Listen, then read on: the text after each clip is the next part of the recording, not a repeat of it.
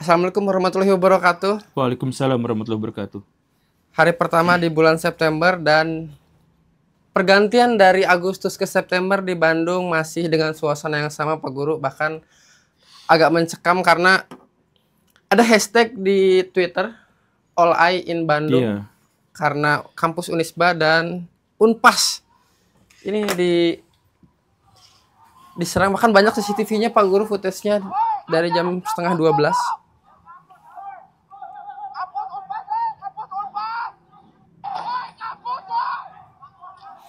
Itu satu footage dari belasan video CCTV yang ada.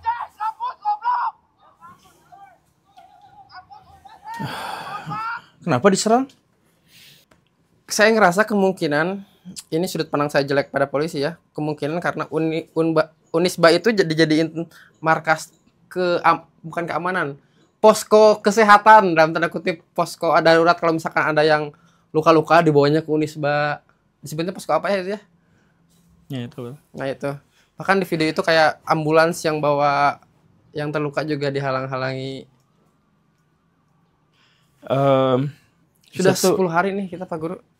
Saya tuh ada kabar dari Intel. Kata si Pak Intel itu adalah bahwa mereka menemukan adanya indikasi keterlibatan, katanya seperti itu. Nah, saya tuh sebenarnya agak ragu juga, tapi mungkin maksudnya sebenarnya bukan maksudnya adalah kelompok-kelompok radikal gitu ya. Mungkin seperti itu. Dan karena mengira bahwa kelompok-kelompok radikal Islam itu biasanya berkumpul di sekitaran kampus mahasiswa, ya termasuk juga Unisba dalam hal ini, maka itulah yang menyebabkan mereka melakukan serangan. Jadi kemarin itu Pak Intel itu ngobrol sama saya tuh, bahwa saya tuh nanya, Pak ini kerusuhan bakal selesai itu sampai kapan gitu? Atau ininya sampai kapan? Kata si Pak Intel itu, mulai sekarang, kemarin maksudnya ya, mulai sekarang itu semua polisi itu sudah koordinasi dan semua aktivitas-aktivitas yang mencurigakan yang itu akan mengacu pada kerusuhan itu langsung akan ditindak di awal sebelum mereka bergerak maju. Itu katanya, kata mereka itu. Ya karena sekarang kita tahu bahwa ada mahasiswa dan ada yang menungganginya gitu. Cuman yang jadi masalahnya itu adalah, ya maksudnya dalam konteks ini kita netral aja gitu ya. Jadi sebenarnya alasan polisi juga dalam hal ini itu ada. Cuman masalahnya kenapa masuk nyerang ke kampus gitu. Kalau misalkan mau melakukan tindakan-tindakan preventif, tunggu orang-orang sampai keluar atau lihat ketika mereka sedang melakukan aksi pengrusakan. Bukan, ini kan di dalam kampus. Kok diserang juga? Ini sesuatu yang aneh gitu. Dan yang diserang itu adalah mahasiswa. Mahasiswa itu adalah demonstran yang beneran. Sedangkan perusuh-perusuh itu biasanya, nah ini jujur ya, Pak Intel juga, ini Pak Intelnya udah tinggi banget ini ya, Pak Intelnya tuh benar-benar tinggi si jabatannya itu ya, keperwiraannya itu. Nah dia bilang dia juga mengetahui dengan persis bahwa dia menyebutkan nama beberapa organisasi gitu ya. Nah si Pak polisi itu menyebutkan bahwa eksekusi yang ngelempar bom molotov apa dan sebagainya itu menggunakan beberapa gangster. Disebutkan beberapa kelompok anarko, katanya disebutkan ini organisasi ini dan sebagainya. Tapi katanya yang ngomporin itu adalah kelompok-kelompok, dan ya sekali lagi maksudnya yang saya terjemahkan itu adalah kelompok radikal gitu. Nah maksudnya kalau misalkan polisi mau melakukan tindakan, kan mereka sudah tahu bukan mahasiswa yang melakukannya itu adalah orang-orang geng motor atau gangster disebutnya, kemudian orang-orang yang katanya berafiliasi dengan kelompok-kelompok anarko dan sebagainya, itu mereka sudah menandai itu. Lalu kenapa mahasiswa yang diserang? Kalau misalkan mahasiswa yang diserang, tunggu mereka keluar. Tapi kan mahasiswa hanya demonya itu di siang hari. Kenapa juga di malam hari diserang? Gitu. Itu sampai jam 11, jam 12 kan kejadiannya itu. Kejadiannya setengah 12. Setengah 12. Iya itu. Sampai ngapain juga itu polisi sampai masuk ke dalam. Udah aja kalau misalkan mau, kalau misalkan ada gitu ya. Diam di luar gerbang. Beberapa masuk ke dalam, dialog dengan mahasiswa gitu. Ini kenapa malah diserang masuk sampai nembakin gas air mata, petasan dan lain-lain. Padahal ya sekali lagi ya, yang ngasih tahu sama saya itu intelnya tinggi banget gitu itunya. Nah, kan mereka tuh tahu gitu. Udah tahu, udah nandain lah kenapa jadi mahasiswa juga yang diserang gitu. Jadi kalau misalkan kelompok-kelompok yang katanya mau memprovokasi atau yang mendalangi gitu ya, ya cara untuk menangani mereka itu adalah tangkap ketika mereka benar-benar melakukan aksi. Kan Pak Polisi juga bahkan sampai tahu nanti lokasi rusuhnya di mana, apanya tuh mereka tuh tahu sekarang tuh. Udah grup WA dan sebagainya lebih banyak yang disadap sekarang. Ya bukan grup WA apa gitu ya, tapi yang ini. Ya kan pembuyar sinyal ada, penyadap juga pasti ada kan. Iya, iya. Tapi harusnya mereka juga bisa membedakan dengan banyaknya CCTV yang menunjukkan bahwa si pelaku, si provokator yang merusak fasilitas umum, dia melakukannya dengan sangat-sangat santai, sangat ngerti bagaimana melakukannya. Tahu jalan, tahu kayaknya SOP-nya sudah jelas, kayaknya dilakukan oleh orang profesional, ada banyak CCTV yang menjadi saksi itu. Udah, dan kita nggak usah kasih tahu lah, Pak Polisi itu udah tahu, Pak Polisi itu udah ngumpulin CCTV di mana-mana. Iya kan? Makanya saya bertanya-tanya, jangan-jangan ini Pak Polisinya kurang profesional atau salah dalam koordinasi. Atasnya bilang gitu, bawahnya bilang gitu. Apakah seperti itu? Ya saya nggak tahu sih. Cuman yang jelas ini harus lebih jauh ditindak sih. Dan sampai sekarang ratusan mahasiswa masih ditahan, belum dipulangkan. Lah, betul Pak Guru, banyak yang ditahan dan belum dipulangkan sampai sekarang. ya apa alasannya? Kita tidak bikin tahu. Kerusuhan kan polisinya yang datang nyerang yang bikin rusuh. Makanya hashtag yang tersebar juga lepaskan mahasiswa-mahasiswa kami gitu. Terus yang sudah di UGM, mahasiswa UGM juga sudah tewas karena disiksa oleh polisi pada saat demo. Hah? Betul, ada salah satu mahasiswa UGM yang tewas juga, Pak Guru, yang gugur. Lalu beberapa hari sebelumnya mahasiswa UPI juga ujuk-ujuk ditusuk. Iya, ada tusukan. Gitu. Duh.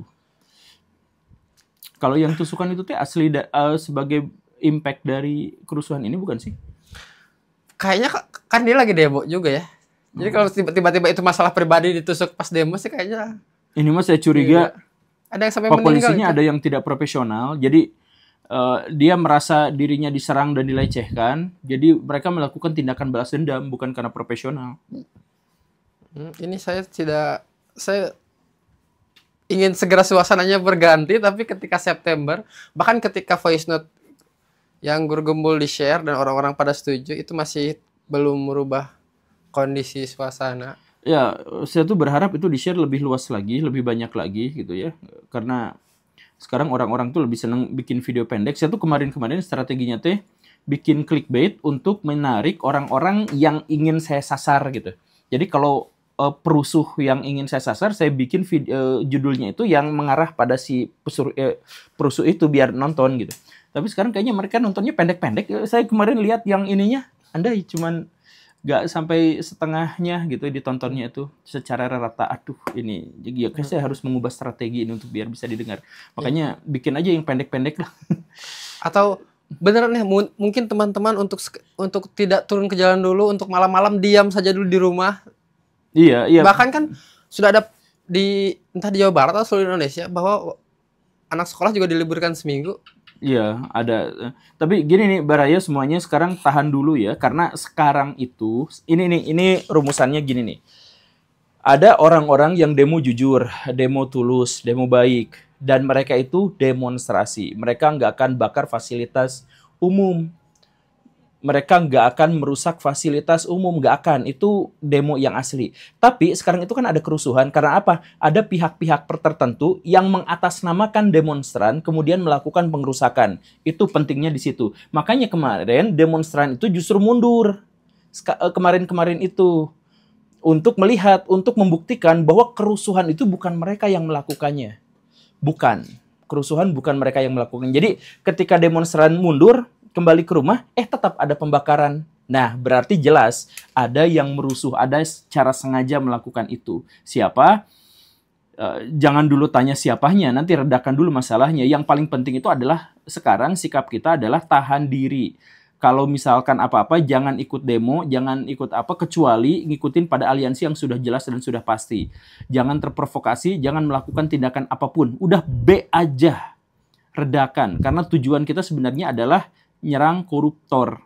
untuk perampasan aset dan lain-lain, bukan untuk merusak fasilitas negara dan lain-lain, bukan untuk itu. Jadi sekarang mundur aja dulu, nggak usah ngapa-ngapain aja dulu. Jadi ketika nanti misalkan ada kerusuhan dan sebagainya, terbukti bahwa pelakunya itu bukan demonstran betulan, tapi pelakunya adalah orang-orang jahat. Nah, sekarang yang saya sayangkan justru dengan para demonstran yang sudah mundur, dengan demonstran yang demonstrasi tapi menegaskan bahwa mereka tidak anarki, malah populisi yang bikin rusuh.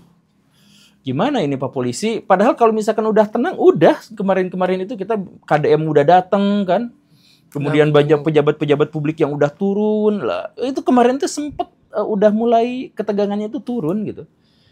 Kemarin saya ngobrol dengan pimpinan demonstran dari organisasi ANU gitu. Udah sekarang tuh udah ada rada ini gitu, udah ada rada dingin. Malah sekarang. Nah, kalau misalkan Pak Polisinya nyerang Unisba, itu nanti rakyat balas dendam. Nanti makin terus saja berakumulasi menjadi lebih besar karena tidak ada pihak yang mau menahan diri. Pak Polisi ini adalah tindakan yang benar-benar disayangkan. Benar-benar sangat tidak profesional dan ini dampaknya sangat-sangat buruk. Buat Pak Polisi, please, ini dampaknya bakal sangat buruk. Aduh, kenapa sih kayak gitu? Padahal udah Sabtu Minggu tuh udah agak terlihatnya kayaknya. Iya, kita tuh udah mulai bisa memilah mana demonstran asli, mana penyusupnya. Kita tuh udah lihat, udah bisa membandingkan, udah bisa membedakan, Pak. Malah bapak-bapak polisi yang bikin rusuh. Sama ini Pak Guru, kita mundur sedikit ke beberapa hari sebelumnya dengan dalam tanda kutip anggota-anggota DPR yang bikin marah masyarakat kan dinonaktifkan. Keterangan dinonaktifkan. Tapi menurut para pakar tidak ada penonaktifan DPR tuh. Ya emang nggak ada. Hukumnya tuh nggak ada yang berhubungan dengan nonaktif gitu. Jadi itu hanya sekedar ya udah akal-akalan aja untuk bikin suasana tenang. Ya kayaknya buat suasana tenang, istilah baru aja. Jadi maksudnya nonaktif tuh Bapak nggak usah kerja lagi ya, di rumah aja ya, mungkin gitulah maksudnya. Sama ini ada pertemuan Pak Wapres dengan komunitas ojol, Pak Guru nonton? Ya gimana itu? Iya, jadi Pak Wapres mengundang para ojol-ojol untuk ya kayak kita gini lah, intinya kita apresiasi pejabat-pejabat yang mau turun dan ngobrol bareng masyarakat. Ya banyak di antara mereka yang menyebalkan, tetapi dalam hal ini Pak Wakil Presiden, Pak Gibran, dengan inisiasi untuk mengumpulkan ojol, kemudian mengumpulkan elemen-elemen dari masyarakat, itu adalah sesuatu yang bagus. Itu bagus banget. Karena gini nih, kenapa rakyat itu berontak sampai seberingas ini? Karena kekesalan mereka tuh terakumulasi. Harusnya masalah sedikit curhat, ngobrol sama DPR gitu ya. Kemudian, oh iya DPR, ya walaupun masalahnya belum selesai karena pelik gitu ya. Tapi setidaknya dengan curhat itu oke gitu. Agak reda gitu kan. Nah ini mah kan DPR itu tutup mata tutup kuping. Kayak ini berarti bener, kayak yang penting si DPR ini ngebukain pintu, ajak dialog langsung. Kayak kalau nggak salah ya, yang DPRD di Garut kan dia tuh sampai buka pintu. Iya, jadi itu santai kan, akhirnya sesantai itu gitu. Jadi siapa pemimpin-pemimpin daerah yang udah ngobrol sama demonstran itu kan wilayahnya tuh relatif lebih adem pada waktu itu tuh gitu. Jadi kenapa? Tapi saya balik lagi itu ke Pak Polisi yang tadi, kenapa sih Pak Polisi malah bikin masalah, bikin rusuh gitu. Bahkan beberapa hari yang lalu Pak Guru, statement Pak Kapolri yang apabila ada yang masuk tembak saja. Dan ada footage, tapi saya nggak tahu ini footage itu di Surabaya atau di Jakarta, yang orang kaos putih lagi lari tiba-tiba cetak pok. Iya. Keceplak. Dan itu kabarnya tewas juga tuh Pak Guru. Ada di postingannya. Iya, saya juga lihat, tapi saya belum mengkonfirmasi apakah itu benar-benar meninggal atau enggak gitu. Di postingan Ronald yang sempat kita podcast yang hacker Judith, dia bilang sih tewas ya. Andai. Postingannya. Aduh teman-teman. Atau kalaupun mau demo dan ini sore pulang gitu. Bisa gitu ya, sore pulang gitu. Iya, itu salah satu jadi para penyusup itu mereka tuh biasanya emang memanfaatkan malam hari, memanfaatkan kerumunan gitu. Nah, sekarang kerumunan mahasiswa itu sekarang lebih terkoordinir. Mereka tuh lebih bisa memisah mana intel, mana bukan gitu. Ya, walaupun mereka juga masih sering keceplosan. Tapi di malam hari, kesempatan para penjahat untuk mengatasnamakan demonstran itu menjadi lebih besar. Makanya ya demonstran ya agak siangan lah ininya. Dan terus netralkan semua area di malam hari. Karena agar kita tuh bisa membedakan mana para penjahat, para penyusup, kaum munafik itu, para ya pesuruh dajjal gitu, dengan masa-masa yang memang asli gitu. Demonstrasi di situ. Oke, mungkin cukup Pak Guru untuk tambah lagi. Pokoknya teman-teman semuanya stay safe. Ini masih banyak yang teman-teman kita tuh yang masih ditahan polisi. Jangan sampai bertambah. Dan nggak tahu nih kapan dilepaskannya juga ini. Enggak, ini masalahnya saya tuh bingung kenapa mereka ditahan. Kan mereka di dalam kampus kan. Bukan yang jalan-jalan kan, kalau ada yang tangkap-tangkepin kan masih nggak langsung dibawa, nggak langsung dibalikin, dikeluarin kayak Satpol PP ngangkut gembel. Satpol PP ngangkut gembel maka langsung dilepasin. Ya nanti kita siapa ya Pak polisi yang mau banyak polisi tapi ngomongnya tuh mau di belakang gitu. Enggak. Iya. Ya kayak tadi saja yang informan iya. Anda ini nih, news. Saya dapat updatean. Apa? Dari seorang terkemuka. Daftar korban udah 10 dong. Yang meninggal? Iya. 1 September ada Afan Kurniawan, ada Septinus Sasa di Manokwari, kemudian ada Muhammad Akbar Basri, kemudian ada Saiful Akbar, ada Rusdam Diansyah, ada Reza Sandi Pratama, ada Sumari, ada Andika Lufi Falah, ada Iko Julian Junior. Ini di berbagai daerah Makassar. Makassar kan PNS-nya dia. Oh iya, Makassar yang ini yang PNS. Oh iya, aduh. Ada mahasiswa UGM juga. Udah ada 10 dong. Ya. Ini lengkap tanggal meninggalnya kapan, di mananya lengkap. Di mana aja coba Pak Guru? Yang Afan Jakarta. Ya, Afan Jakarta, Manokwari, Papua Barat, kemudian Makassar 4 orang, Jogja, Solo, Tangerang, Semarang. Yang Jogja itu yang digebukin itu ya? Ya, yang mahasiswa UGM. Yang dia udah bikin aksi solidaritas sih. Tapi aksi solidaritas tidak bisa mengembalikan nyawa. Jadi teman-teman untuk jaga diri ya. Saya pernah 2 kali ikut demo, sekali yang rusuh Pak Guru, dan itu saya pemandangannya saya sangat-sangat traumatik ngelihat mendengar suara pentungan ngegetok kepala itu. Untuk orang yang sering berantem pun ngedenger itu kayak aduh ketrok dan ke kepala gitu. Itu sangat mengerikan ya. Jadi teman-teman keep safe. Sampai jumpa besok. Assalamualaikum warahmatullahi wabarakatuh. Waalaikumsalam warahmatullahi wabarakatuh.